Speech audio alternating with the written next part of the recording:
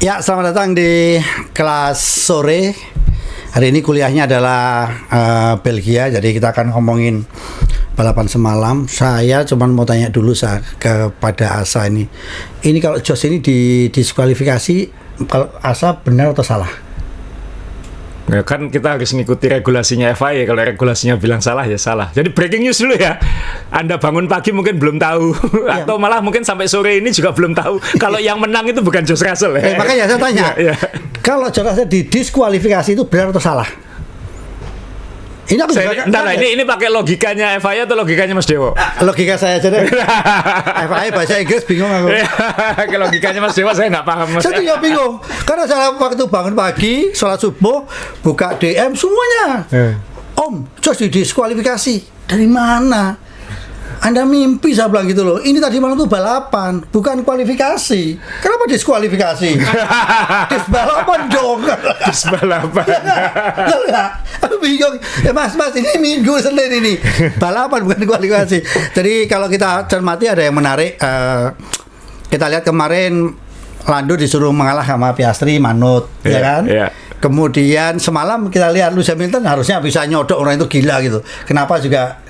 Cari yang aman. Perez mempersilahkan. Ya, jadi kan ada pepatah di Indonesia itu mengatakan bahwa berat sama dijinjing. Betul ya? Berat sama dipikul. Berat sama dipikul, ringan sama dijinjing. Salah, diskualifikasi. Berat sama dipikul, ringan sama didiskualifikasi. Tahu nggak? Tahu ya, dia langsung loh. Dah santai, kamu di Mercedes disia-siakan langsung. Siapa tim yang mau manggil dia pertama kali? Ayo, Alpine. Problemnya dia kan mobilnya berat. Gimana cara meringankan? Baru saya tahu sekarang ban kalau dipakai balapan itu ternyata kalau normal itu badiannya ban itu tergerus 1,5 kilo. Kalau dia nggak mau masuk pit stop 3 kilo, makanya dia kekurangan 1,5 kilo ya nggak? Iya benar nggak? Logika ya ini ya. Jadi kalau dia banyak dipungutin apa itu namanya apa ya? Marble-nya itu udah cukup 1,5 kilo. Tapi gimana sah? Sedih nggak sah? Kasihan ya, bukan sedih. Kasihan. Kalau dibilang sedih, saya bukan penggemar Russell, bukan penggemar Hamilton, tapi kasihan karena tadi malam itu saya sudah siap-siap WA pagi ini, maksudnya ketika bikin persiapan podcast ini, judulnya udah siap-siap George Russell naik kelas gitu. Di saat dia dituntut perform, bahwa tahun depan dia bisa jadi team leader, keajaiban apa yang biasa dia tunjukkan untuk Mercedes? Justifikasi itu gitu. Itu yang paling ditunggu kan. George Russell ini kan belakangan walaupun dia tahun ini sudah menang, tapi kan orang masih menganggap dia mungkin bukan levelnya Norris, mungkin bukan levelnya Leclerc, bahkan mungkin bukan levelnya Sainz. Atau Piastri. Atau apalagi Piastri. Ini Piastri yang benar-benar roket tahun ini. Tapi balapan tadi malam menunjukkan Russell punya kemampuan intelijensia untuk memikirkan strategi bahwa karena dia yang menawarkan, bisa nggak ini satu stop, tolong hitungkan. Terus, dia yang minta terus timnya nanya, kamu masih mau? Dan dia bisa eksekusi sampai akhir dengan mobil di belakang yang lebih cepat. Dia bisa disiplin ngerem, akselerasi, menghemat menggunakan baterainya. Pokoknya segala trik teknik yang harus dia lakukan untuk bertahan di depan, dia berhasil melakukan itu sampai finish. Dalam kondisi minimalis ya, karena ban kan nggak ganti. Dia menggunakan ban hardnya dia itu 34 lap. Start pakai medium, 10 lap sudah ganti ban, habis itu bertahan sampai finish dan bisa ngeblok. Ini sebelum kita baca hasil ini saya tunjukkan. Tadi malam itu saya sempat pengen WA Mas Dewo, F1 sudah kayak NASCAR Mas Dewo. Karena 1, 2, 3 ini selisihnya hanya 1,173 detik. Nggak sampai 1/4 detik. Anggap aja 1 detik lah. Memisahkan 3 pembalap tanpa safety car, tanpa gangguan safety car. Jadi balapan itu bukan berarti kan kalau misalnya kita ingat 2016 waktu Lewis Hamilton ngeblok Nico Rosberg untuk jadi juara dunia di Abu Dhabi. Nah, itu kan mepet. Tapi kan memang disengaja mepet kayak gitu, dan ada kalau yang lain mungkin ada safety car atau apa yang safety car dekat dengan finish sehingga mobilnya deket-deketan sebelum finish. Ini kan enggak, ini tanpa safety car sepanjang lomba tidak ada niatan untuk menahan karena Russell bertahan hidup di depan. Sama-sama gaspol sampai finish di sirkuit yang begitu panjang. Yang normalnya itu gapnya tuh jauh-jauh. Nah, ini paham. Betapa ketatnya, dan ini yang kelihatan 1,1 ini kan 3 besar. 1 sampai 6 itu nggak sampai 10 detik. 9,6 apa 9,7. Sebentar semalam kita itu nonton Formula One atau Moto3 ya. Nah, iya kan? Sudah kayak MotoGP aja nggak seketat ini sekarang. Moto3.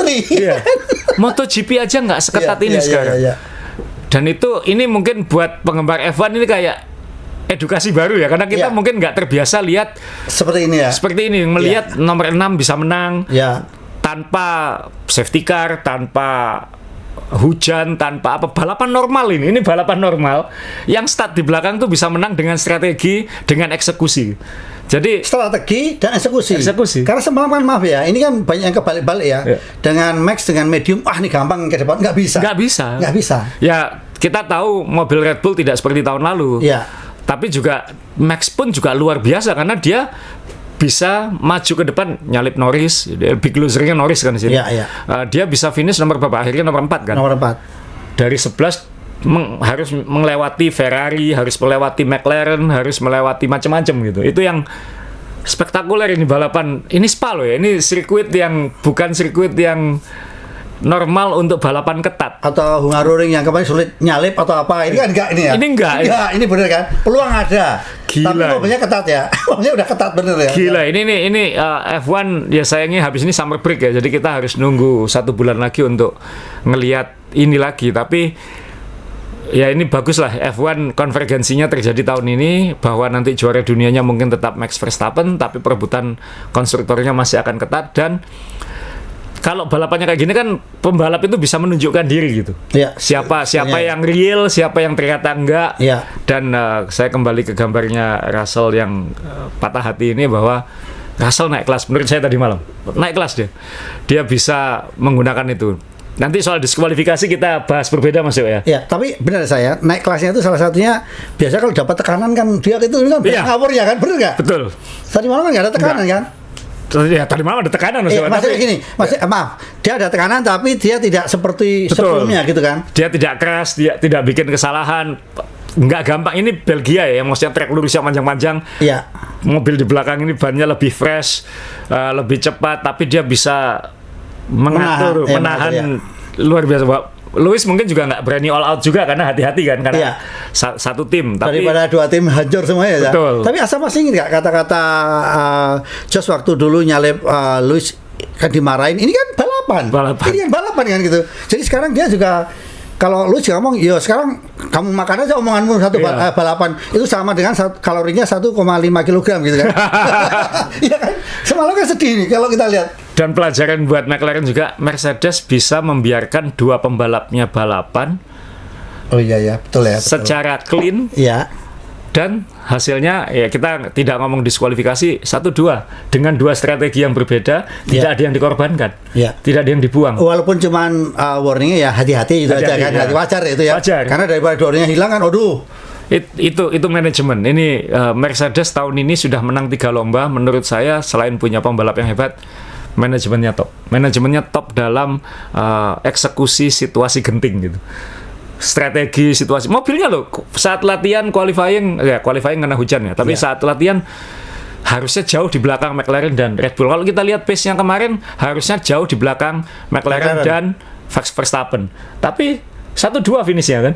Ya nanti kita baca detailnya. Karena kalau kita lihat si Papaya juga, ya tadi Asa bilang pokoknya sekarang ini ketat. Siapa yang membuat kesalahan semakin jauh, ya kan? Siapa yang tadi Asa bilang punya kesempatan apa ya, jadi kayak oportunis, itu juga bagus gitu kan. Nah itu ya, ini tim kelas ini tim kelas banget.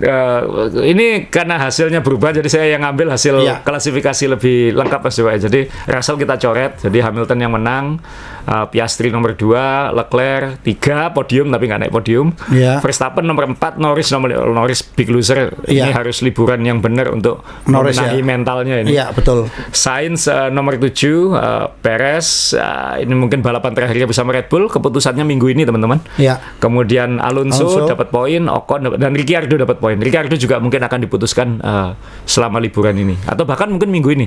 Karena kabarnya nanti minggu ini akan ada filming day. Dan RB akan memutuskan Ricciardo atau Lawson. Tapi kan tidak jaminan. Dua ini diadu. Iya, tapi kan tidak jaminan kalau yang satu pesawat itu akan didukung ya. Ingat gak? Iya. Satu pesawat, ingat gak dulu? Iya. Didukung kan? Ya, belum tentu, kita nggak tahu loh. Kalau udah gini-gini belum tentu kan? Belum tentu. Iya. Belum tentu. Jadi ini akan mendebarkannya. Bawahnya kita nggak usah baca. Ini klasemennya sudah direvisi setelah koreksi kemarin. Verstappen apapun menjauh lagi. Selisih 2 poin lagi karena dia finish di depan Norris. Jadi kalau Asa bilang faktor luck-nya juara dunia ya ini ya. Jadi Norrisnya tetap ketahan. Ketahan. Kenapa kemarin nggak dikasih podium 1? Nah, karena ini malah minus lagi sekarang. Makanya kan ya. Nah ini sekarang selisihnya 78 poin ya. 78 poin itu 3 lomba. 3 lomba. Sisa 10 3 lomba. Kemudian dan Verstappen sudah power unitnya sudah ada yang fresh ya. Persiapan untuk di Belanda itu pasti. Nah. Kemudian Leclerc masih nomor 3, Piastri ini yang melompat ya ke peringkat 4 sekarang. Sekarang Piastri dan Norris hanya 32 poin. Ngeri loh ini. Iya. Bisa kembali nih hari musim. Nanti kita bahas ya, ini ngeri loh ini. Ngeri sedap ini. Kaosnya Mas Dewo. Oh ya dong. Gak rugi saya beli. Kemudian Sainz disalip Leclerc ya. Terus Hamilton naik, sayang Russell harusnya sudah di atas Perez ini. Harusnya sudah di atas Perez tapi dia ketahan dan dua Aston Martin akan di sini terus. Akan di sini terus betul ya. Nah, yang lebih seru dan mungkin saya sekarang kalau sebagai penggemar McLaren mungkin agak Norris mungkin nggak bisa juara dunia, tapi punya kans McLaren bisa juara dunia karena tetap bagaimanapun dua pembalapnya kemarin secara overall scoring poin lebih banyak daripada Red Bull. Dan itu sudah intinya rutin ya. Jadi kayak udah rutin ini bahaya sekali 8 poin, 10 poin nah gitu diambili terus. Iya.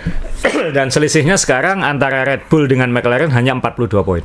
Makanya kemarin ada yang satu helikopter ini karena membahas ini ya mungkin ya salah satunya. Iya kan? Mungkin ya kan? Iya, ngeri juga kan? Ngeri sedap juga kan digerogoti terus gitu kan. Dan presenter-presenternya Sky Sport juga kayak Karun Chandok udah bilang dia menjagokan McLaren jadi juara dunia konstruktor musim ini. Dan buat tim itu lebih penting daripada juara dunia pembalap ya karena uangnya itu di klasemen konstruktor bukan di klasemen pembalap. Bisa untuk pengembangan punya pembalap juara dunia itu kosnya bertambah karena gajinya atau bonusnya naik ya. Tapi kalau tim jadi juara dunia itu pemasukannya naik ya. Karena pemasukan utama tim F1 bukan dari sponsor melainkan dari F1. Jadi pembagian hasil. Sisa hasil sisa hasil kalau PT itu kan sisa hasil usaha ya. Ini SHU ya. Ini sisa hasil balapan ya kan. Hasil balapan. Dan selisihnya bisa di atas $100 juta ini antara juara dan tidak. $100 juta sama dengan 1,5 triliun. Waduh. Lebih. Gak usah beli tambang itu. Jadi selisihnya akan signifikan. Dan ini mungkin McLaren kan kemarin Zak Brown bilang mereka akan membahas ini secara intensif saat liburan. Ya. Tapi kayaknya nanti setelah liburan mereka akan pivot ke kita ngutamakan juara dunia konstruktor. Ya. Nah, Ferrari juga nggak jauh. Ya. Ferrari ke McLaren juga hanya 21 poin. Mercedes juga diam-diam mengejar. Pelan-pelan walaupun 100 poin selisihnya ke McLaren. Jadi McLaren jauh lebih dekat ke Red Bull daripada Mercedes ke McLaren. Yang bawah mungkin kita nggak usah terlalu bahas lah. Ya. Kecuali menunggu kapan Sauber dapat poin ya. Satu-satunya hiburannya Sauber sekarang hanya Instagramnya Valtteri Bottas itu aja. Lucu-lucu ya. Yang Olimpiade, yang apa? Kok jadi jadi badut begini Valtteri. Ya, stres juga dia. Nah, ini klasemen jadi setelah liburan nanti perhatikan perebutan gelar juara dunia konstruktor karena dalam beberapa lomba terakhir McLaren terus menggerus ke atas. Ya. Nah, kita kembali ke George dulu ya. Juaranya Lewis Hamilton teman-teman, bukan George Russell. Ya. Ini yang harus diingatkan. Jadi kalau lihat foto ini kasihan jadi ini jungkel beneran. Saking senengnya nih ya. Iya, ini kan juga beneran ya. Iya beneran ya. Jadi ketika lihat kemarin finish itu seneng kan, maksudnya saya bukan penggemar Russell tapi saya seneng karena ini kemenangan terbaik dia. Dia menang dengan cara yang kelas gitu, bukan saya tidak menang dengan mobil terbaik, start dari pole position, mimpin semua lap, juara Grand Slam, enggak. Saya menang karena strategi, eksekusi, dan saya bisa habis-habisan lap-lap terakhir itu untuk mempertahankan posisi di depan. Itu istimewa. Jadi George Russell di hati saya tetap menang kemarin, walaupun bukan juaranya. Ya, ini kalau kita bicara kalau kita melihat kemarin Russell ini kan juga dengan satu pit stop itu kan luar biasa. Luar biasa itu dalam arti begini. Ini sirkuit bilang ini aspal baru. Ya kan? Kemudian sirkuitnya sirkuit cepat gitu kan? Cepat kan? Jadi kalau kita ngambil kan harusnya gampang gitu. Sebenarnya yang di hal-hal semacam ini di dalam dunia olahraga ini yang disalahkan kan mobilnya, bukan orangnya. Nah, diskualifikasinya ya. Iya kan, mobilnya kan. Nah, bobot ringan itu kan kalau zaman kita masih pakai BBM, ngisi BBM itu kan ya itu memang strategi kan, Jadi kalau kayak gini kan karena curang kan dia ngurangi gitu kan. Kalau kayak gini ini harus dihitung dari mananya, ayo. Jadi yang terjadi adalah bobot mobilnya setelah lomba ketahuan 1,5 kilo underweight. Jadi bobot mobil F1 itu harus berapa? 798 kilo. Mass only ya, tanpa bahan bakar. Jadi mass, jadi bobot real mobil tanpa bahan bakar itu minimum 798. Nah, yang terjadi kemarin saat kita semua mungkin sudah tidur atau mungkin nonton interview pembalap dan lain-lain, ternyata di balik layar itu sedang ada antara Mercedes cari cara supaya ini nggak ketahuan, atau FIA cari cara untuk mengukuhkan kesalahan ini gitu. Jadi yang terjadi adalah kan regulasi itu menyebutkan berat tadi. Jadi memang kita ingat Vettel beberapa tahun yang lalu didiskualifikasi setelah lomba gara-gara tidak menyisakan cukup bahan bakar di mobilnya. Masih ingat. Jadi ada dua cara nimbang ya. Yang satu adalah setelah finish mobil harus punya sisa bahan bakar untuk bisa dites. Nah, kemudian bahan bakar itu diambil, dikosongkan, baru mobil ditimbang lagi. Sedetail itu. Setiap kali balapan. Kalau menang kan. Tapi ini maaf, kan ada juga yang berlaku acak. Kalau pemenang wajib. Pasti kena. Pokoknya podium pasti kena. Podium bahkan mungkin point finisher pasti kena. Ini cepunya dari mana? Saya tuh sampai FIA tuh bingung ya. Intelijennya dari mana? Orang sekarang gini, Max masuk mobilnya di garasi, tahu Max ganti power unit atau mesin gitu kan. Kok tahu dari mana padahal di garasi gitu loh. Ternyata kan ada masalahnya kan, tapi katanya yang bocorin dari Singapura. Karena mesin bekas kan belinya di Singapura. Katanya begitu, mesin bekas kalau baru. Nah, ini gimana caranya saya? Jadi bagaimana? Kan kita semua tahu waktu mobil finish itu dia tidak boleh langsung kembali ke garasi. Jadi pasti langsung ditahan di situ dan setelah itu akan dicek satu-satu. Pembalapnya kan sudah ditimbang. Betul. Finish langsung ditimbang, makanya banyak pembalap biasanya habis finish langsung banyak minum air supaya bobot dia ketika dijumlahkan nanti kayak gitu. Nah, yang terjadi adalah mobilnya ini ditimbang, dicek dulu bahan bakarnya aman. Ketika ditimbang, FIA kaget loh kok pas 798. Berarti ini kalau bahan bakarnya diambil bisa underweight gitu. Nah, kemudian bahan bakarnya diambil, ternyata benar kurang 1,5 kilo. Dan itu katanya kayaknya kalau membaca pengumumannya FIA itu Mercedes nyoba agak tepu-tepu gitu, maksudnya. Bahan bakar yang tersisa itu harusnya kan sisa 1 kilogram untuk ngecek minimum. Tapi ternyata setelah dikeluarkan oleh FIA bahan bakar itu 2,8 kilo. 2,8 liter. Sorry, harusnya sisa 1 liter, 2,8 liter. Jadi balansnya itu dari bahan bakar. Mungkin rencananya. Gitu. Jadi supaya tetap ditimbangnya. Ternyata setelah dikeluarkan semua ya udah kurang 1,5 kilo. Jadi akhirnya tapi kan tidak dibilang bahwa dia mencoba itu, tapi kan yang namanya tim pasti usaha kan, gimana caranya. Terus mobil ini kemudian ditimbang di timbangannya FIA yang sudah dikalibrasi, kemudian dibawa lagi ke garasinya Mercedes, ditimbang di garasinya Mercedes untuk konfirmasi. Sama. Jadi akhirnya ya udah, makanya Toto Wolff langsung keluar statement, tidak ada banding, tidak ada apa-apa, ini kesalahan tim, ya kita akan mengoreksi. Jadi statementnya Mercedes langsung dari Toto Wolff, kami harus menerima diskualifikasi ini on the chin, maksudnya ya mengakui diskualifikasi ini. Kami jelas telah melakukan kesalahan dan harus belajar dari situ. Kami akan mengevaluasi apa yang terjadi dan memahami apa yang salah. Kehilangan finish 1-2 itu frustrasi, dan kita hanya bisa minta maaf kepada George yang sudah membalap begitu hebat. Lewis tentu saja dinaikkan ke posisi 1, dan dia yang tercepat 1 stop dan dia layak menang. Walaupun didiskualifikasi, banyak hal positif yang bisa kita ambil dari weekend ini. Kita punya mobil yang jadi benchmark untuk lomba hari ini dengan 2 strategi yang berbeda. Hanya beberapa bulan lalu ini rasanya sulit dipercaya gitu. Kami akan memasuki libur musim panas setelah memenangi 3 dari 4 balapan terakhir. Menang 3 dari 4 balapan terakhir Mercedes.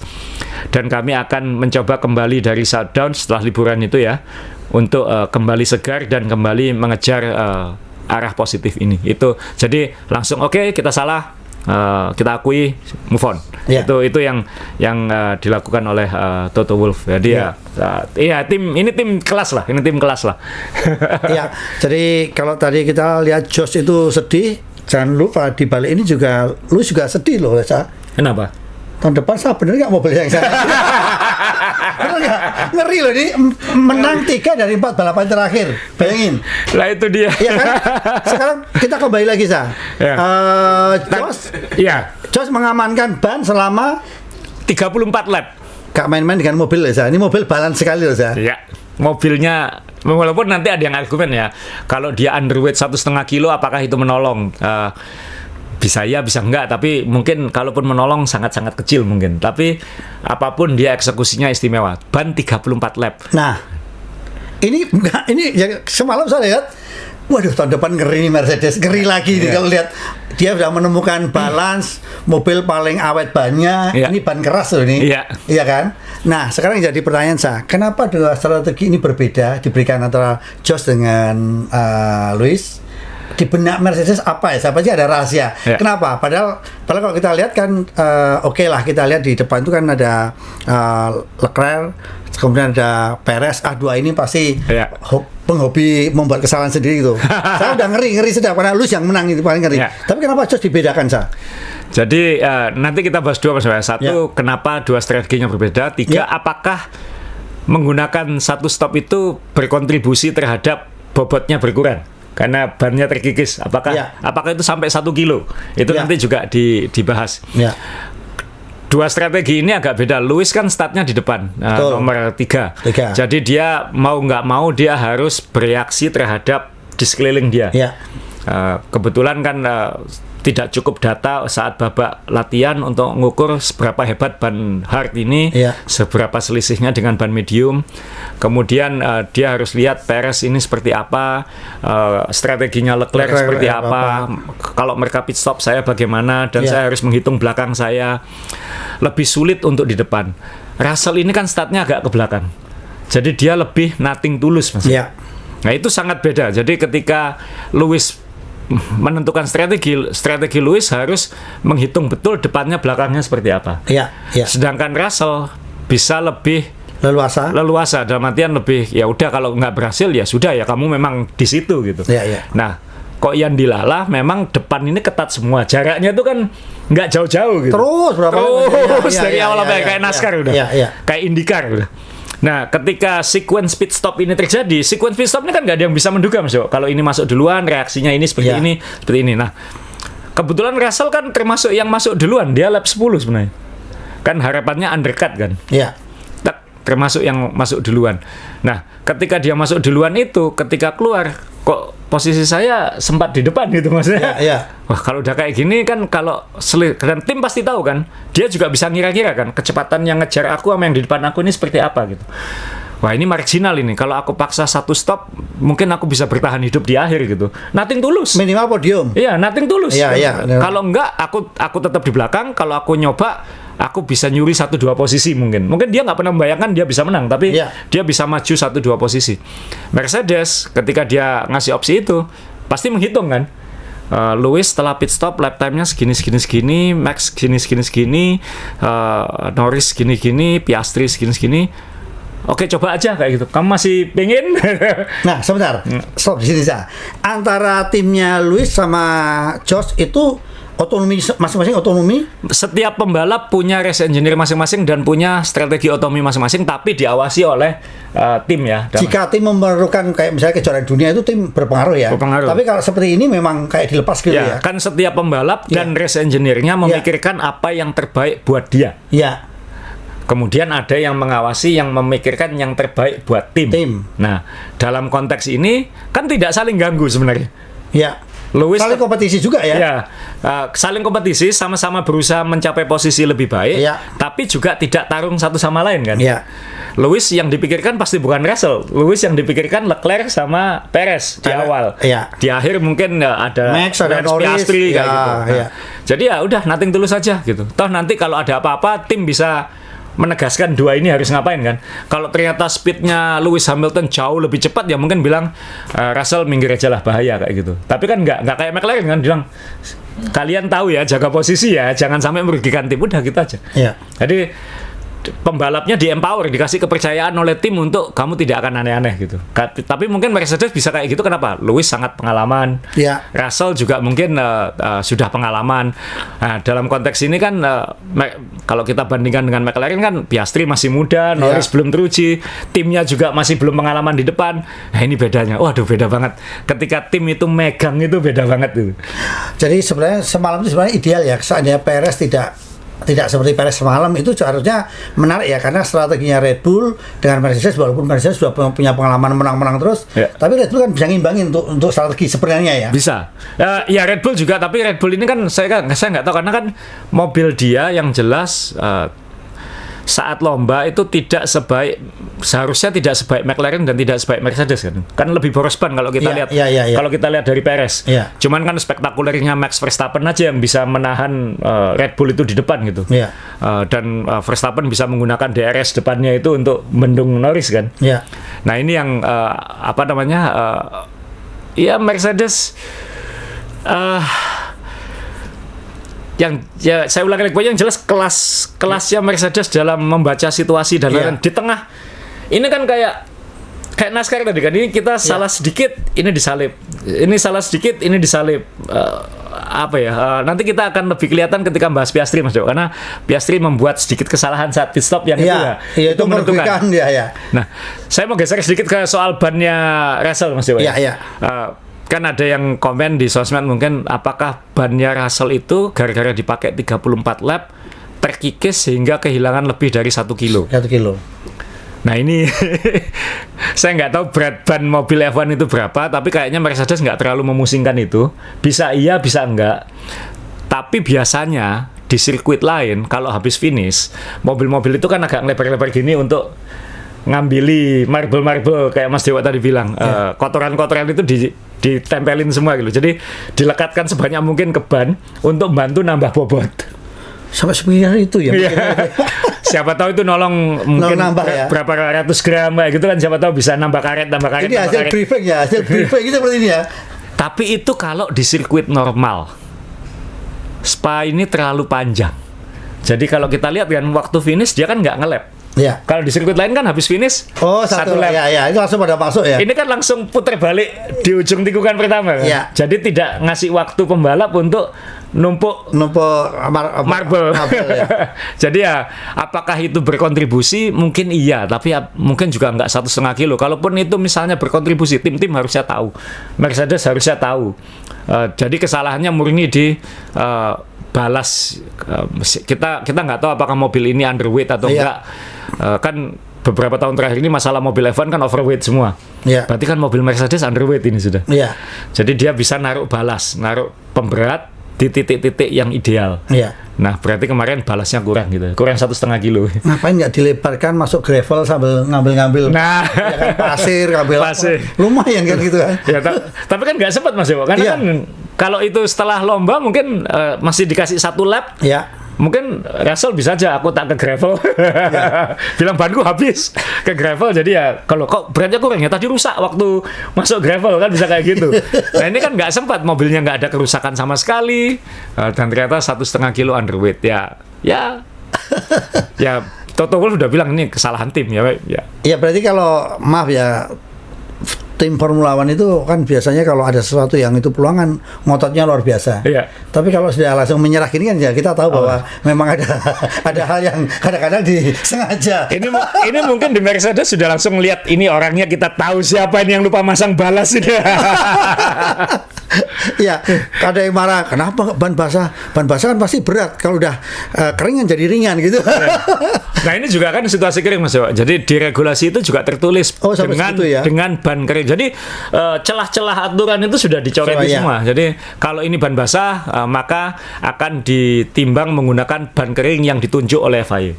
Wah, ini kalau kita hidup di negeri dengan aturan FIA juga kita seneng ya, tapi susah ya, nggak bisa ngapa-ngapain ya.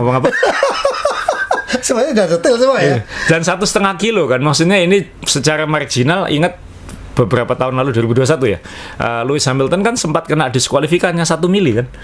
1 mili sayap. Iya, itu kan jauh lebih kecil daripada 1,5 kilo berat. Itu Lewis sempat diketawain sama Sean Gelael masalah sayap. Lewis, di rumahku banyak tuh sayap tuh sama paha. Kata Sean Gelael. Sekarang sama mungkin Mas Dewa, mungkin dia lupa, mungkin Russell beratnya turun. Russell kan kurus banget orang. Iya. Jadi mungkin Russell, kamu kurang makan ya kemarin. Kita pakai timbanganmu 2 tahun lalu atau enggak? Tapi ini kan mobilnya ya, bukan pembalapnya. Iya. Ini ke Lewis sekarang kembali. Ya.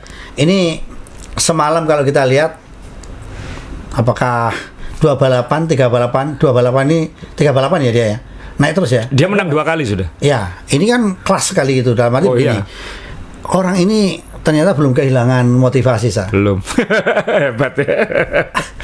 Hebat ya. Ya memang generational talent Mas Dewa, yang kayak gini kan dia, Max, dulu Senna, Prost, kemudian Alonso mungkin termasuk di situ, Vettel. Jadi memang kelas gitu. Ya kalau ada opportunity menang. Dan ya saya nggak tahu ini di benaknya, aduh aku kok pindah tim ya tahun depan itu. Saya nggak tahu ini. Dan ini ya Ferrari juga pasti makin under pressure sekarang. Pembalap yang mau datang ini memang kelas gitu. Iya, cuman kan mungkin Lewis juga nyesel notanya dibuang. Kalau notanya masih pegang bisa ditukar kan. Refund ya. Refund. Jadi ini rugi atau untung Lewis Hamilton dengan kondisi semacam ini. Kalau kita lihat kasihan juga kan, kalau dia menang sudah 105 Mas Jo. Jadi sudah nggak ada yang dikejar lagi. Juara dunia udah 7. Mungkin ngejar 1 lagi supaya bisa ninggalin Michael Schumacher. Ya waktu yang menunjukkan nanti. Kalau Ferrari ternyata masih seperti sekarang tanggung, ya dia yang rugi. Apalagi kalau Mercedes ternyata take off. Kalau enggak ya apapun dia sudah melengkapi legacy ya. Dia pernah membalap untuk Ferrari. Jadi menurut saya sih ya unda-undi aja mah. 0-0 lah buat Lewis. Menurut saya nggak ada rugi, nggak ada untungnya. Kalau saya yang ngeri jadi apakah ini pembalap yang akan mengisi daftar berikutnya yang juara dunia akan selalu gagal di Ferrari? Nah, sudah ada Vettel, sudah ada Alonso ya kan. Kimi Raikkonen. Kimi juara dunia Mas Yo. Iya, malah dapat untung ya. Cuma sekali aja. Sekali. Iya. Alain Prost juga sama. Alain Prost kan juga ke Ferrari lalu gagal. Aduh. Jadi banyak yang juara dunia yang setelah jadi juara dunia ke Ferrari lalu gagal. Alain Prost tahun 91, Alonso duluan. Kemudian Vettel. Ya nanti kita lihat apakah Lewis Hamilton masuk di kategori. Jadi Michael Schumacher masih punya masih kokoh sekali di Ferrari kalau dia memang dari juara dunia dan membangun ya saya. Membangun dan habis itu makin dominan kan. Makin dominan. Nah itu. Nah, nextnya siapa Mas? Apakah nextnya Piastri? Kita nggak tahu. Ini Alain Prost baru ini. Ya. Saya cuma mau ngomong sebelum Piastri Iya. Omonganmu beberapa waktu yang lalu yang mengatakan Lando kurang kejam. Iya. Apa yang terjadi dengan semalam Kalau menurut Asa ini apa? Oke, kita sekarang bahas McLaren. Mungkin nggak sebanyak biasanya. Waktu start. Oke, dari waktu start dulu dah. Oke. Lando ini sudah terbukti beberapa lomba startnya jelek. Bukan reaksi start. Tapi yang terjadi setelah reaksi start, dia selalu start lancar, habis itu ngapain? Dia lemahnya di situ ya, langsung blank ya. Pole position dia ketika dia di Spanyol ya, dia mepet Max, mepetnya kurang. Ketika dia nyoba adu sama Piastri lomba terakhir juga kurang. Atau malah nanggung, malah seharusnya dia jangan ngeblok Piastri, dia fokus lurus saja harusnya kayak gitu. Jadi ada hal-hal kecil-kecil yang bikin Lando ini setelah start, saat start dan setelah start itu malah minus, dan itu membuat dia harus kerja lebih keras saat lomba. Nah kemarin kan begitu, dia itu start di depan Piastri loh, qualifying-nya lebih baik loh, tapi di tikungan pertama dia malah melebar, kehilangan 3 posisi, yang akhirnya dia malah harus kerja keras ke depan, dan dia harus bereaksi terhadap depannya, malah di undercut sama Verstappen, dan kemudian walaupun lebih cepat juga pada akhirnya juga nggak bisa nyalip, akhirnya malah kehilangan 2 poin lagi sama Verstappen, padahal Verstappen start nomor 11.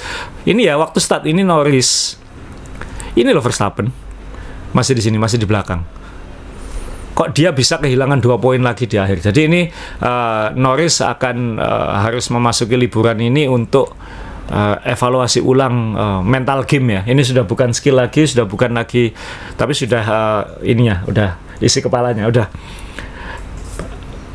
menjadi orang belum tentu bisa jadi kejam kan. Mungkin bukan bawaannya dia kejam. Ya. Nah, tapi dia harus memperbaiki mental game-nya adalah khususnya saat start. Karena startnya dia sudah membuang sia-sia segala kehebatan kualifikasinya gitu. Dia pole position beberapa kali sudah. Ya.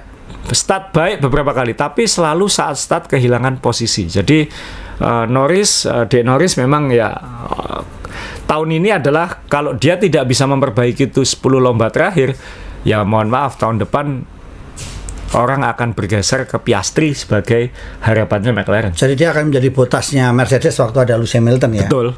Bagus, tapi ya segitu aja. Ya segitu aja. Ya. Nah sekarang maksudnya nggak bisa diandalkan di saat krusial. Nah, gitu. Makanya Russell sudah loh ini. Ya. Russell sudah ini ya. Makanya saya tadi tanya Asa, apa yang terjadi dengan Lando dengan kejadian semalam Sa? Kalau menurut saya ini kayak sudah game over ya, ngeri. Menurut saya gini, ya. Ketika dia kemarin mengalah untuk Piastri menang, ya. Ketika dia nggak menang, ya. Nah sekarang Piastri kan sudah plong. Sa sudah juara, udah podium 1. Ya. Segalanya bisa, walaupun semalam kalau Asa tadi bilang katanya mau membahas Piastri, nanti biar Asa yang membahas, tapi kan kalau menurut saya semalam, aduh ini ngeri nih Piastri ini, sudah plong.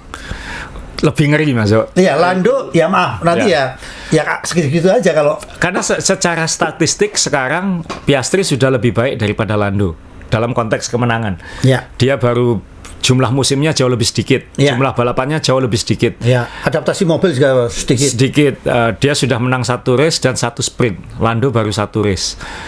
Walaupun Lando harus susah payah ngangkat McLaren ya. Ya. Tapi dalam konteks ini sudah ya, kalau Lando, saya tekankan lagi, kalau 10 lomba ke depan Lando tidak bisa naik kelas. Ya, merubah tadi ya. Ya tahun depan ya dia bisa jadi korbannya Piastri, maksudnya dia bisa tenggelam gitu. Ya. Harus karirnya bisa tertahan kayak Sainz kan akhirnya nanggung kan. Iya nanggung. Hebat sekali bukan, tapi ini kesempatan mobil besar ya langsung hilang gitu. Itu yang padahal sebelum musim ini banyak yang bilang ya Max, Lando. Kira-kira kayak gitu kan. Bahkan Lando mungkin di atas Leclerc. Ya. Cuman kan tahun ini menunjukkan enggak, Lando kamu belum level itu. Atau jangan-jangan kamu enggak level itu. Dan kamu itu lucu gitu aja mungkin. Nah, iya.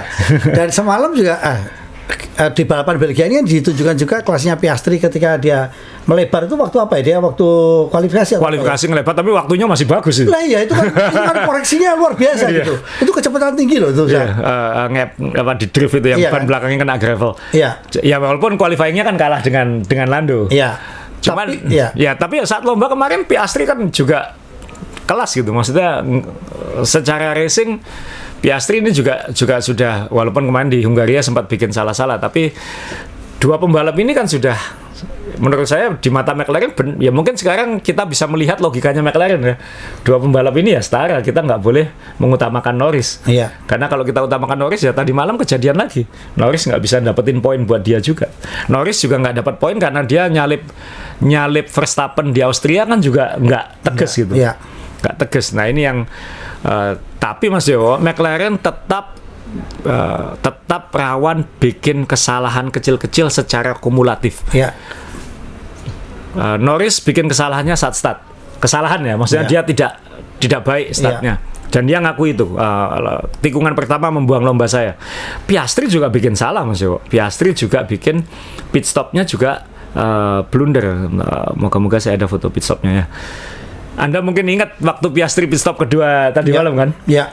Dia telat ngerem sehingga front jackman-nya ini sampai terlempar ke belakang. Betul. Gitu. Iya.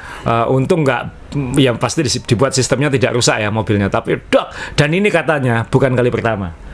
Piastri beberapa kali katanya sedikit overshoot. Cuman tadi malam itu overshootnya ketara sekali. Dan itu merugikan kira-kira 2 detik. 2 detik. Dia kalah hanya 1 detik loh, Jo. Iya. 2 detik. Satu kurang ya kalau saya. 1,1 kan selisihnya dengan Russell ya. Kita ngitungnya dengan Russell. Oh, dari Russell ya. Tapi dalam konteks ini kan dia hanya butuh di depan Hamilton. Iya. Nah, itu yang 2 detik itu. Kalau misalnya 2 detik ini tidak hilang, misalnya tetap di belakangnya Hamilton, dia punya dia mungkin 2 lap sebelumnya sudah nempel. Ya, jadi jangkauan DRS dan sebagainya sudah lebih punya kesempatan untuk menang. Ya. Bahkan mungkin setelah pit stop pun dia bisa di depan, kita nggak tahu ya, di depannya Hamilton atau apa. Teman-teman mungkin yang ngikutin dotnya lomba itu mungkin lebih ketara. Tapi 2 detik di sini itu ya menurut saya mengorbankan dia kesempatan untuk menang. Kesempatan yang lebih besar untuk menang tadi ya. Sebentar saya ini kan 2 detik maksudnya. Ini kan kecil-kecil gitu maksudnya. Lando bikin kesalahan saat start, Piastri bikin kesalahan saat pit stop. Ya. Dicoba saya kalau kita Piastri saat dia normal 2,4 misalnya. Tidak kehilangan 2 detik. Nah, saya mau tanya ini kan kita lihat kalau seandainya Mercedes juga dirugikan dengan ngototnya George, karena George nggak mau masuk, sehingga nahan Lewis, iya kan? Piastri itu ketarik kan, bisa memainkan DRS-nya dengan baik kan? Nah ini kan juga sebenarnya kan ini yang semalam tuh saya lihat ini yang salah siapa, yang untung siapa, yang rugi siapa? Nggak ada, ini pure racing Mas Yo. Ini sangar kan ini racing. Iya kan? Satu lagi Mas Yo, waktu qualifying kan karena hujan, jadi data latihan qualifying ini beda banget. Jadi kita saat lomba ini masuk referensinya nggak jelas ini seperti apa. Semua kan mengira McLaren mobilnya tercepat. Dan saat babak latihan memang adunya adalah antara 2 McLaren dan Verstappen. Nggak dihitung Perez. Lando tercepat saat practice 2 kalau nggak salah. Dan practice 2. Dan ini persaingannya ketat banget. Dan waktu itu yang muncul adalah sekali lagi Red Bull dan McLaren ini saling bereaksi. Sirkuit ini itu ada kayak pilihan beratnya Mas Yo. Kita mau pakai agak low, kita nggak ngomong low atau high ya, agak low downforce atau agak high downforce. Jadi mediumnya tuh medium ke low atau medium ke high. Yang dipikir adalah top speed. Kalau kita condong ke high downforce, kita akan lap time-nya sangat bagus, tapi saat lomba sulit nyalip. Ya, tadi malam kan sulit nyalip ya. Kalau kita condong ke low downforce, qualifying kita mungkin nggak optimal, tapi saat lomba kita punya chance lebih besar untuk nyalip. Karena ada trek lurus yang begitu panjang dan uphill itu. Nah, McLaren saat qualifying kayaknya kekeh mempertahankan cenderung low downforce. Kan dia bawa sayap baru juga yang low drag gitu. Dengan harapan qualifying hujan, yang penting posisi start kita kompetitif, saat lomba kita akan nyoba ngambilin di depan ini. Jadi dia mikirnya ke depan sudah. Tapi ternyata saat lomba juga nggak segampang itu juga, karena mobil-mobil lain di bagian-bagian yang meliuk-meliuk cepat semua gitu. Kayak Lando Norris di trek lurus dia nempel nggak sampai setengah detik sama Verstappen, tapi di tikungan pertama di keloannya Aurus itu mobil lain bisa meliuk lebih cepat gitu, sehingga saat di trek lurus DRS juga nggak cukup. Dan DRS tahun ini itu dibuat 75 meter lebih pendek daripada tahun lalu. 75 meter itu nggak banyak, tapi ya mungkin bisa berpengaruh untuk mobil-mobil ini. Jadi akhirnya ya siapa yang pasang cenderung high downforce kemarin bagaimana memaksimalkannya, siapa yang memasang low downforce, bagaimana memaksimalkannya. Pada akhirnya adalah 6 mobil finish nggak sampai 10 detik satu sama lain, itu dengan settingan downforce yang beda-beda. Itu NASCAR Mas Jo. Ini udah ya Moto3 kalau yang lebih gampang buat di sini ya, Moto3. Jadi wow, itu 2 detik pit stop, salah start, keluar pit stop di belakang siapa, wah istimewa balapan tadi malam. Ya, jadi kalau kita lihat sekarang ini memang McLaren memang sedang belanja kesalahan ya saya kecil-kecil. Tapi ya kan? Ya Ferrari baru. ya, tapi tidak separah Ferrari kan kalau kita lihat. Karena kalau Ferrari kan kesalahan yang penonton bisa ngelihat gitu. Lo ngapain pit stop? Lo kok nggak pit stop? Sedangkan McLaren ini kan, wah udah bener. Waduh salah kecil. Waduh salah kecil kayak gitu. Nah ini yang saya nggak tahu mana yang lebih menyakitkan Mas. Kesalahan besar itu bisa dikoreksi dengan pergantian orang atau apa kayak gitu. Kesalahan kecil-kecil ini kumulatif. Itu lebih sulit. Ya. Lebih sulit. Nah ini yang McLaren harus benar-benar, saya nggak tahu nanti mungkin saat liburan musim panas mungkin harus retreat bareng mungkin kemana gitu. Iya betul. Untuk apa latihan pramuka bareng supaya ini outbound. Ya. Tapi memang setuju saya. Jadi jangan sepelekan Piastri ya. Wah, ini istimewa Mas. Ini sudah istimewa sekali. Istimewa ya. Ini ya. Sorry ini Norris ya. Tapi Piastri ini istimewa. Piastri ini menurut saya sih kelas banget. Ya. Jadi kalau saya jadi khawatir kok sebagai penggemar Norris. Saya nggak denial kok. Saya khawatir. Aduh jagoanku ini kayak Zanalisi dulu nih, dikasih mobil bagus juga nggak bisa juara kayak gitu. Jadi namanya tetap kayak Giancarlo Fisichella dulu kan. Ketika dikasih mobil pada akhirnya dapat mobil bagus juga tetap nggak bisa juara gitu. Nah ini yang ya jangan-jangan Norris seperti itu. Norris sudah tidak bisa lagi bersembunyi di balik charmingnya, kelucuannya, keunikannya. Karena at the end of the day dia harus ngejar menang sekarang. Dia sudah bukan level itu lagi. Itu ngeri Mas Jo. Jadi sekarang dia yang pertama adalah membunuh teammate-nya dulu, baru lawannya dulu. Kalau enggak ini habis. Iya kan? Sekarang dia mulai di apa istilahnya? Bukan dibunuh ya. Dia sudah mulai ditusuk-tusuk oleh teman satu timnya. Iya, kalau dia dibunuh kan bahaya kalau enggak dibunuh. Karena ini kalau secara logika kalau dia menang terus poin kan bisa mepet juga ini. Ini sudah mepet ini sudah. Iya kan? Ini sudah mepet kan masih ada 10 lomba. 10 lomba kalau Piastri dapat 10 kan udah nyalip. Oke. Ya kita ke Perez. Red Bull dulu. Kita ke Red Bull dulu ya. Jadi Max Verstappen kita mungkin nggak perlu bahas, ini kelas Mas. Ini kelas. Walaupun dia sudah berapa lomba nggak menang sampai lupa ya mungkin ya tadi 5 mungkin ya 4 atau 5 mungkin sekitar itu kan ya. Sudah nggak menang loh ini. Iya. Ini mobil sudah bukan mobil dominan loh. Ini sudah kembali waktu dia pegang naik Toro Rosso ini. Iya kan? Memaksimalkan mobil di tengah situasi seperti ini. Iya. Dan Perez sekali lagi nggak nolong kan. Ketika Perez di depan kan harapannya bisa nahan atau ngasih kemenangan. Tapi ternyata Perez juga non faktor kan, malah minggirkan deh Perez supaya Verstappen bisa maju. Iya, tapi kan semalam disuruh pit stop akhirnya kan supaya nggak ganggu. Menarik startnya dia juga pengen ngecop nanggung. Padahal dipepet gantian sama Lewis Hamilton, malah dia yang kebuang gitu kan? Iya kan?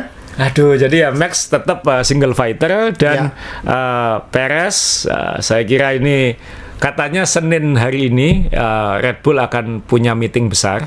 Helmut Marko sih masih jelekin Perez, tapi Horner kan yang di belakang Perez, sehingga kita nanti akan lihat keputusannya nanti minggu ini apakah Perez akan dipertahankan atau diganti. Nah, masalahnya kan kalau kemarin di Belgia dia itu benar-benar jelek, keputusan itu akan gampang dibuat.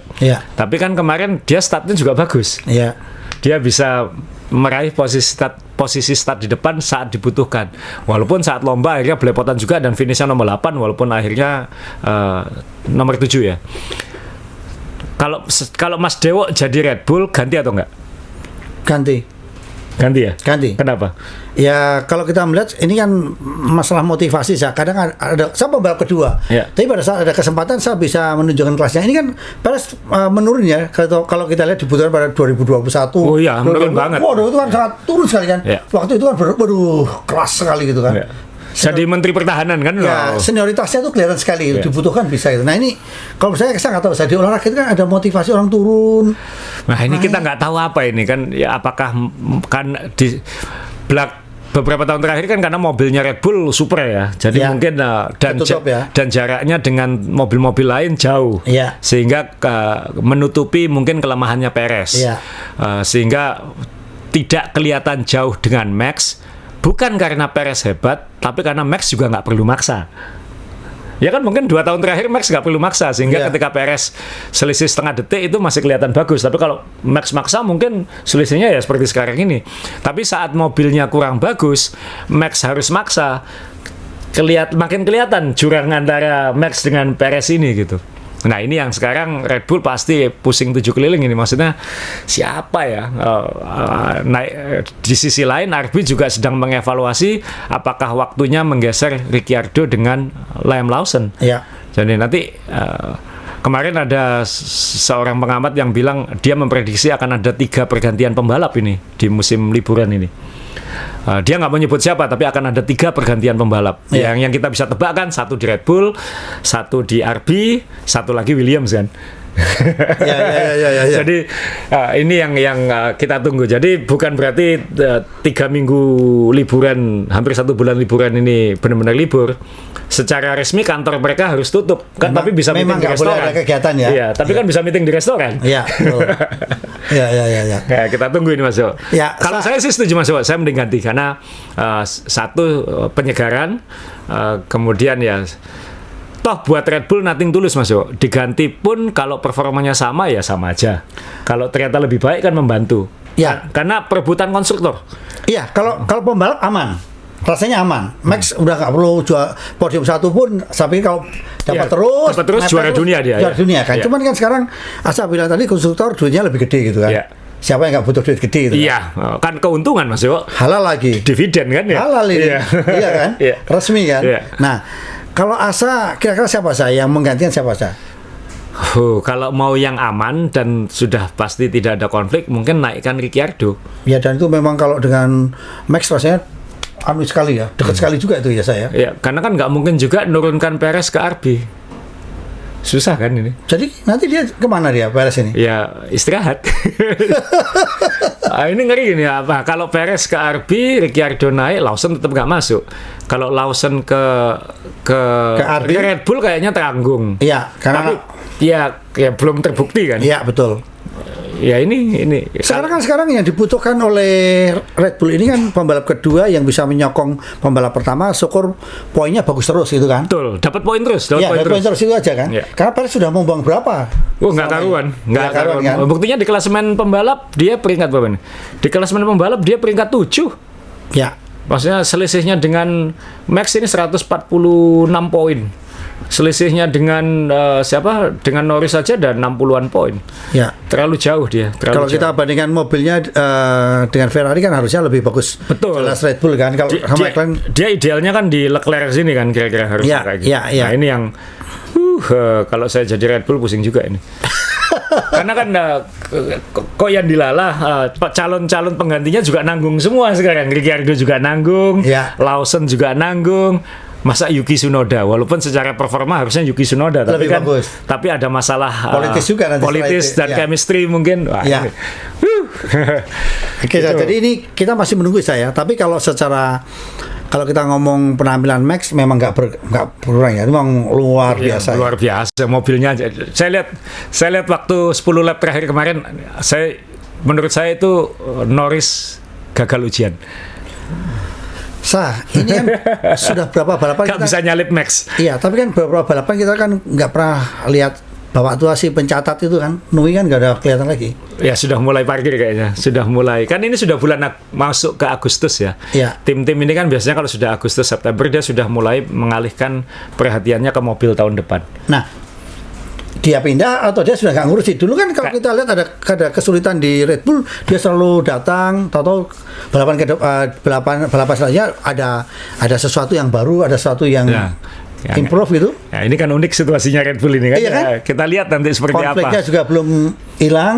Nah itu, ini kita lihat nanti seperti apa Red Bull. Yang jelas sih Ya kita ngambil positifnya aja Mas Yo, bahwa 4 mobil di depan ini saya anggap imbang lah. Ya, jadi kalau terus terang aja tahun depan ini masih ada hiburan ya. Tahun ini ada 4 tim yang menurut saya imbang dan kayak NASCAR, kayak Moto3 kita nggak tahu siapa yang akan menang, dan itu juga menjanjikan untuk tahun depan karena regulasi belum berubah tahun depan. Iya makanya ini tahun depan tahun depan ini menarik ini. Menarik, regulasi belum berubah ini. Jangan-jangan tahun depan Aston Martin sudah catch up dan kemudian kita punya 5 tim yang tiap hari gantian, tiap lomba gantian menang itu. Wah, seru. Jadi kembali lagi kalau kita ke Lewis, dia ke merah ini bisa memecahkan rekor nggak? Kalau Mercedes rasanya menjanjikan tahun depan ini. Oh, sangat menjanjikan. Mungkin teman-teman sudah melihat ya, khususnya yang ngikuti F1 dan podcast ini mungkin dalam 4 tahun terakhir, F1 itu kayak momentum ya Mas ya. Begitu dia dapat momentum, dia akan sulit hilang gitu. Ya, berkembang terus. Terus. Tapi begitu kehilangan momentum, kembalinya sulit. Aston Martin kan ya. Tahun lalu dapat momentum di awal, habis itu hilang sampai sekarang nggak kembali. Kemudian Mercedes 2 tahun nggak dapat momentum, begitu dapat momentum menang 3 dari 4 lomba. Ya, ingat kan dulu Perez jadi penantang juara dunia dengan Max, pernah kan? Pernah ya. Gila. Ya di awal musim ya kan ya. Makanya. Dia masih menang-menang tuh di Arab dan lain-lain. Kan. Nah, ini sekarang McLaren misalnya, judul kita awal tahun kan harapan kita bergantung ke Ferrari. Ya. Mana Ferrari dalam beberapa lomba terakhir malah yang nomor 4 dia sekarang. Kemarin start nomor berapa? Start pole. Iya, maksudnya sudah pole gitu ya. Udah pole dia. Udah pole dia. Iya, udah pole. Udah mentok pole. Ini Leclerc. Ya, saat lomba ya nggak kompetitif juga. Maksudnya kompetitif tapi nggak di ujung depan itu. Iya. Nah, ini yang tapi teman-teman ya, kita anggap 4 tim di depan ini imbang semua. Iya. Itu suguhan yang luar biasa buat kita penggemar F1. Jadi kita liburan ya terlalu lama nunggunya, tapi nanti kita kembali ke Zandvoort kan, lalu kita lihat seperti apa itu nanti. Ya, biarkan ini aja dulu. Ini adem fotonya, ini keren sekali ini. Adem ya. Yang ambil canggih ini. Ke sebelum ini udah waktunya kita lompat-lompat udah lama, tapi kita ke Ferrari sebentar. Ini Ferrari harus bagaimana, Saya nggak tahu, ini paling susah ini. Kadang kan kita hitung SWOT analysis, plus minusnya apa ya kan, opportunity, threat, strength, weakness. Kan sulit mengidentifikasi Ferrari ini di mana. Dia sudah pernah menang dan pole position, nggak punya ciri dia kuat di sirkuit seperti apa kan. Ini power unit tanggung, aerodinamika tanggung, top speed tanggung. Wah, itu yang paling sulit masuk. Jadi kalau pakai teori tadi apa 5W1H ya? Iya kan? Iya kan? W-nya masih kurang dia. Masih kurang. Kurang win ya. Tapi sudah menang dia. Sudah dua pembalapnya udah menang semua. Tapi kan harapannya lebih tinggi ya. Iya kan? Kalau kita udah menang kan harusnya naik terus ya. Kita lihat Mercedes coba pelan-pelan. Dari podium 3 aja udah seneng. 2 terus kita menang tung. Iya kan? Gila. Ini luar biasa kan. Jadi ini kan tim yang kita jagokan, penggemarnya paling banyak, ternyata hanya di situ. Nah, dan semalam pun Mercedes sangat kuat. 1, 2, 3 itu Mercedes sebenarnya kalau nggak Jos nggak. Kan safety car-nya Mercedes juga. Jadi 1, 2, 3 itu. Mercedes tadi maksudnya. Nah, itu yang Ferrari pasti nanggung, dan kalau ngomong Ferrari maksudnya kita harus ngomongin Sainz. Ini gimana ini nasibnya? Katanya gosip terakhir, bukan gosip sih, biasanya agak-agak bener gini. Kayaknya dia sudah taken. Tapi dia milih taken yang aman. Maksudnya? Dia taken kontrak 1 tahun. Sudah diteken misalnya, 1 tahun depan dia sudah minimal tahu balapan di mana. Tapi yang dia teken itu bisa di cancel kalau ada lowongan di Red Bull dan Mercedes. Klausulnya disebutkan seperti itu? Ya. Menghina itu. Sebutin teman. Iya, tapi tim yang neken dia mungkin juga nggak punya pilihan. Sadis juga itu. Jadi saya mau masuk di perusahaan Anda. Kalau nanti BUMN itu memanggil saya, ini saya tinggal perusahaan Anda. Kayak operasional direktur. Dan nilainya gede ya, maksudnya nilainya $10 juta, lumayan lah buat level Sainz ya, segituan memang. Atau levelnya William udah gede ya? Untuk William gede, udah lebih gede dari Albon mungkin itu ya. Dan ini Williams ya? Ini Williams, dia sudah taken, berarti itu kan kita sebut aja itu kontrak opsi ya. Saya taken 1 tahun di Williams, nilai $10 juta. Tapi kalau ternyata musim ini Mercedes bilang Sainz kamu kesini, atau Red Bull bilang Sainz kamu kesini, bye-bye. sangar ya. Saya tuh kadang-kadang di Formula One ini kan kadang-kadang orang ada yang bertanya nikmatnya di mana sih Mas nonton Formula One? Iya. Sebenarnya kalau kita kuliti, kita ketemu orang seperti Asa, seperti ini kan kita seneng ya. Bagaimana tim manajemennya itu bekerja itu kan luar biasa. Hal kecil-kecil sampai yang kayak gini. Nah, yang saya heran kan, berarti dia benar-benar menjauh dari Audi kan ya. Dan Audi kan barusan berubah lagi Mas Yo, karena kan selamat kembali Mattia Binotto kan ya. Dia resmi ditunjuk, ini waktu dia dan Sainz, dia ditunjuk sebagai sekarang bos nomor satunya Audi. Dan Andrea Seidl dikeluarkan, lalu ada direktur satunya lagi dikeluarkan, jadi semua sekarang di bawah Mattia Binotto untuk mulai setelah summer break ini langsung. Jadi ini kabinetnya Ferrari bisa kembali lagi ini ya? Kabinet Bagong maksudnya. Enggak ya. Saya kan sempat berasumsi bahwa kalau Binotto kembali, Sainz akan ke sana, tapi ternyata nih Sainz kalau memang opsi kontraknya dengan Williams, berarti kan ini masih ada masalah besar di Audi yang kita nggak tahu apa. Karena terjadi pergeseran besar di atas ini gitu. Dan Ocon kan sudah taken dengan Haas. Jadi kalau kita isi lengkapnya ini yang 2025 Verstappen Perez, Russell masih nunggu teman, Leclerc Hamilton, Alonso Stroll, Norris Piastri masih, Gasly masih nunggu teman, Albon apakah ini Sainz, Tsunoda masih nunggu teman, Hülkenberg ini yang masih nunggu teman, dan Haas sudah lengkap, Berman dan Ocon. Oke. Berarti tinggal ya kalau puzzle-nya ke sini, tapi ini puzzle-nya kalau memang opsinya si Sainz seperti itu, ini akan kosong sampai akhir tahun ini. Karena kan ini masih Antonelli kayaknya terlalu berisiko ya. Mungkin masih nanti muda ya. Mas Dewo, kalau Mas Dewo jadi Toto Wolff ngambil siapa? Sainz kalau saya. Sainz ya. Aku juga. Karena Josh ini masih labil juga. Dia sudah naik kelas, tapi kan kalau dikasih Sainz 2 solid ini kan. Minimal kayak Ferrari sekali, 2 solid bisa menang gitu. Bisa menang. Nah, Antonelli titipkan ke Albon. Ya, yang ngeri yang Ferrari ada Hamilton itu, temannya bisa habis itu. Habis itu ya. Dan Alpine Mas Yo, ini sudah ada kayaknya akan membuang mesin Renault. Jadi Renault kayaknya divisi mesinnya akan ditutup. Dan mulai 2026 pakai mesin Mercedes. Bahkan mungkin 2025. Berarti dia sekarang kerjasama sponsornya, nyari sponsor selotip ya saya. Kenapa itu? Ya untuk nutupi merek mesinnya kan. Alpine pabrikan nih. Ada yang bilang juga Alpine akan dijual. Nah ini apakah itu Andretti, sekali lagi itu belum selesai. 3 minggu ke depan akan banyak berita-berita nanti kalau podcast kita sih, kalau nanti memang ada banyak perkembangan update besar-besar ya kita bahas lah ya, insidental aja nanti. Kita akan bahas karena kayaknya akan ada banyak. Seandainya minggu ini ada pengumuman besar di Red Bull tentang Perez, tentang RB, mungkin minggu depan kita bikin analisis pembalap atau apa kayak gitu. Gak libur Dewi Rek. Nggak, ini kalau untuk teman-teman udah kita siap, udahlah. Kalau besar tinggal calling aja kan. Ya, Asa, ini jadi ini musim libur, sekali lagi semua tim memang harus libur. Diwajibin libur ini menarik ya saya. Jadi menarik ya, kayak orang kerja di bank, kalau kamu cuti harus diambil cutinya. Karena posisimu juga akan nanti diisi orang lain kan. Nanti kalau ada sesuatu yang perlu dipertimbangkan ketahuan gitu kan. Nah, ini sama ya, semua libur. Pabrik wajib tutup. Kalau nggak salah 2 minggu ya, harus tutup, tidak boleh ada yang kerja. Kalau besok di kantor. Termasuk kalau sekarang libur, tapi besok Lebaran ya libur. Terus saat non gaji nih, Rek. Ya, baik. Asa, ada tambah lagi sebelum saya tutup? Cukup dulu. Ya, moga-moga teman-teman makin terhibur dengan F1 dan kembali excited dengan F1 karena sekarang kita punya 4 tim yang ketat di atas. Ya, untuk Josh makan nasi lagi ya. Teman-teman, terima kasih. Mas, matur nuwun, terima kasih. Ada Mas Rio, ada Mac, terima kasih. Kita ketemu lagi. Mohon maaf, ini kita libur semester ya. Iya. Jadi mahasiswa boleh pulang ke kampung masing-masing.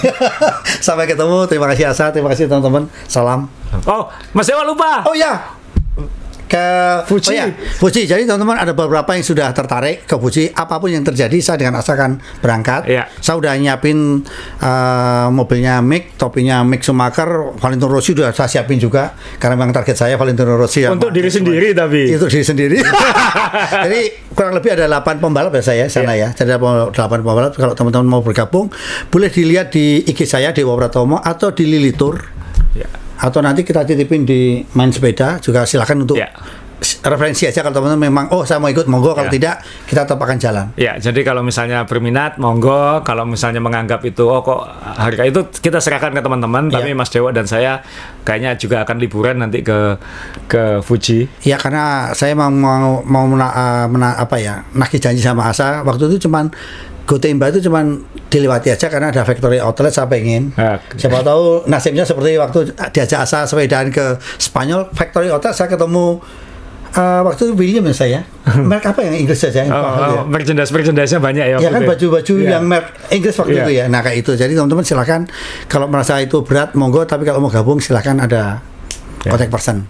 Jadi nanti silakan cek IG-nya Mas Dewo dan IG-nya Lili Tour. Nanti mungkin kita titipkan ke Main Balap juga. Tapi kita nggak sekali lagi silakan mau ikut atau tidak. Karena ini memang kita join dengan pihak travel gitu kan. Baik, teman-teman, Asa terima kasih sekali lagi. Teman-teman selamat berlibur, sampai ketemu dengan orang tua di kampung masing-masing. Salam.